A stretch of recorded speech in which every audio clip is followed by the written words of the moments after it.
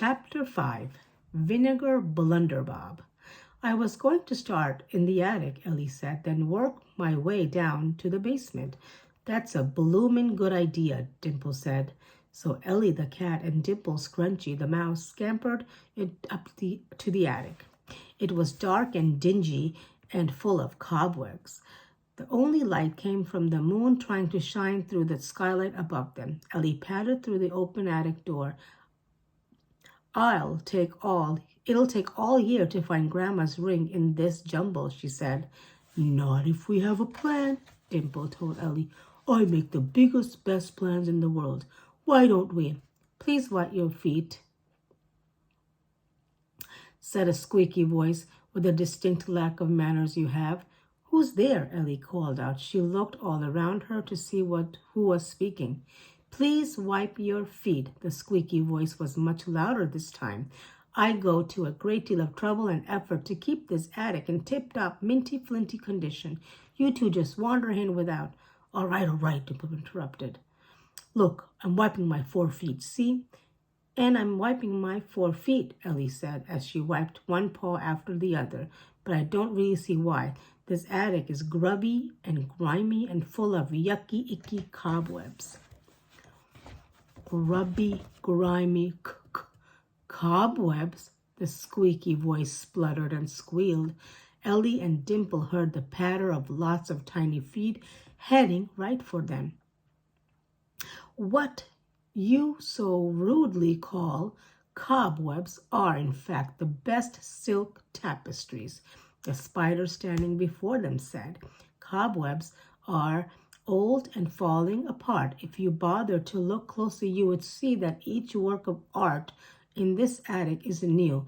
Each is woven with care and skill, patience, art and artistry, and love and... All right, Dimple said. We get the idea. The spider folded 4 of her arms, still annoyed. I'm sorry, Ellie said. We didn't mean to upset you. Cobwebs indeed, the spider sniffed. What a nerve. What cheek. I'm Ellie, Ellie said quickly. I'm a girl, really. But my grandma switched me with Jolly the cat, and so now Jolly is in my body and I'm in hers.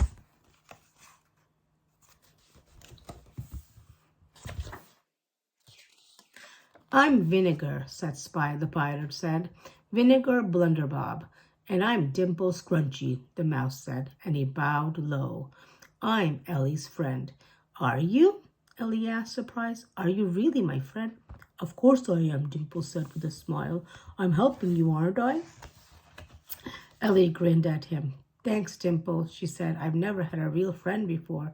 That's all very well, my dear, but we're wandering off the point, Vinegar told Ellie. How long must you stay in the body of Jolly the Digestible? Until I find my grandma's ring, Ellie explained. Will you help us? Dimple said. Jolly the Nasty loves being a girl. Right this minute, she's having a good time while Ellie's stuck being a cat.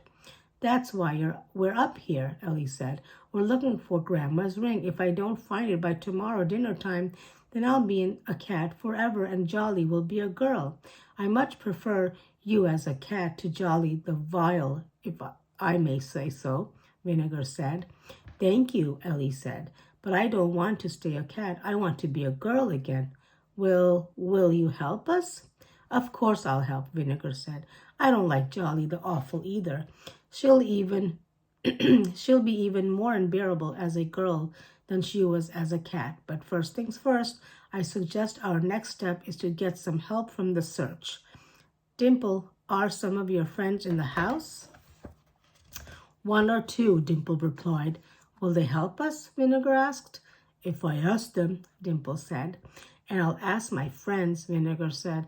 That way, we're more likely to find rings sooner than later.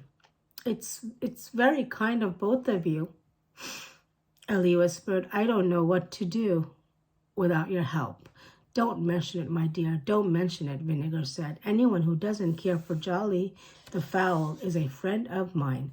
That cat is rude and disagreeable and never thinks of anyone but herself. Ellie could feel her face burning. A lot of people thought she was rude and disagreeable too. Let's both call our friends, Vinegar suggested. After you, Dimple. Oh, no, after you, Dimple said. Thank you. So kind, so polite, Vinegar said. Then she whistled 3 times, high, piercing whistles that made Ellie's ears tingle.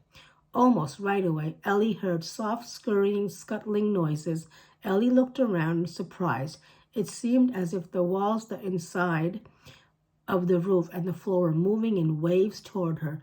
Then Ellie realized what it was. Hundreds and thousands and millions of spiders. Mm-hmm. Vinegar cleared her throat for the silence and said, Hello, friends. Ellie here needs our help to find her grandma's ring. She's been switched with Jolly the Spiteful until she finds it. Will you all help?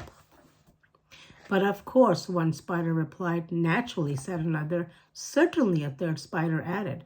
The attic was filled with the noise of 1,000,000,000,000 polite spiders all agreeing to help. Your turn, Dimple, Vinegar said. We'd better come out of the attic for this, Dimple said. There isn't room in here for your friends and mine. So Ellie and Dimple and Vinegar walked out of the attic, followed by a gazillion spiders. They reached the top of the steps, then led down to the first floor, and Dimple gave 3 low, long, loud whistles, making Ellie's ears jingle. All of a sudden, there came a rumbling and tumbling and pitter-pattering. The sound seemed to echo over the entire house. It seemed to Ellie that every mouse in the world was coming up the stairs. You lot took your bloomin' time, Dimple said. Ellie here has got to stay in the body of Jolly the Hateful until she finds her grandma's ring. She's only got until tomorrow's dinner.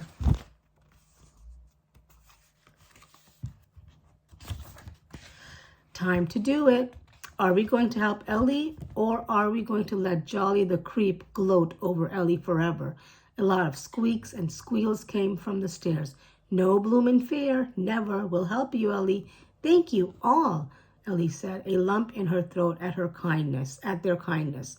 Between all of us, we should be able to find Grandma's ring. Not so fast, my pretty one, came a voice from the bottom of the stairs.